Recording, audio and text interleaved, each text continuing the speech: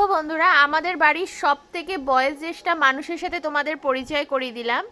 সব থেকে ক্ষুদে সদস্য হচ্ছে আমাদের বাড়িতে গুলগুলি। তারপরেই হচ্ছে এই যে এই মানুষটা, যার নাম বলবো নামটা, সুমিত্রা রানী ঘোষ।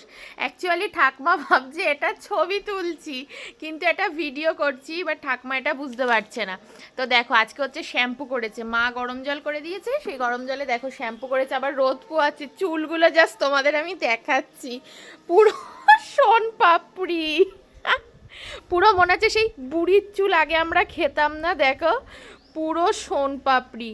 আহ, বেশ অন্যরকম মজা লাগছে দেখে, আর কি ঘাটতে ইচ্ছা করছে, পুরো সোন পাপড়ি। আসলে ঠাকমার আগে খুব চুল ছিল, এখনো চুল আছে, এই বয়সেও যে এতটা ঘন চুল আছে সেটাও কিন্তু না, একটা ঘন ভাবনার নেই। ব্যাপার। এখন একেবারে বুড়ি হয়ে গেছে। আর আমার দাদু হচ্ছে তোমার মানে আর্মি ছিল, তো ঠাকুমাকে ভীষণ যত্ন করে রাখতো। আর আমার ঠাকুমা না খুব সুন্দর ছিল দেখতে, অনেক ছোট বয়সে বিয়ে হয়েছে।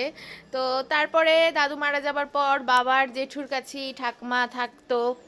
এখন এই যে ঠাকুমার সাজগোজ, ঠাকুমা এখন থেকেই মেনটেন করছে। 24শে ডিসেম্বর আমাদের বাড়িতে একটা অনুষ্ঠান আছে, তা আমি কী অনুষ্ঠান কী বৃত্তান্ত সবটাই তোমাদের সাথে শেয়ার করব। কিন্তু ঠাকুমা এখন নিজেকে একটু একটু করে মেনটেন করার চেষ্টা করছে, রেডি করার চেষ্টা করছে, যে শ্যাম্পু করা, মাথায় কালি করা। কিন্তু ঠাকুমা মাথায় কালি করে না, আমি জাস্ট বললাম। আমি আবারও একবার চুলটা দেখিয়ে দিচ্ছি, দেখো। তো কার কার বাড়িতে এরকম বয়োজ্যেষ্ঠ কিউট মানুষ আছে আমাকে কিন্তু কমেন্টে বলবে। চলো মুখটা একবার ভালো করে দেখিয়ে দিই।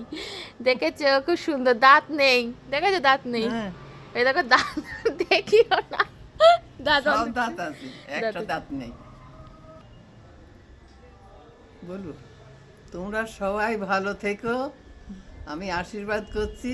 আমার থেকেও তোমরা বয়স পেয়েও, তোমরা ভালো চাকরি পাও, ভালো স্বামী পাও, ভালো ঘর পাও, ভালো বর পাও, ভালো বউ পাও, এটা বলো। ও ভালো বউ পাও। হ্যাঁ, বেটা ছেলে আছে? সে সবাই আছে। আচ্ছা। চলো, আজকের ব্লগটা একটু অন্যরকম দিলাম।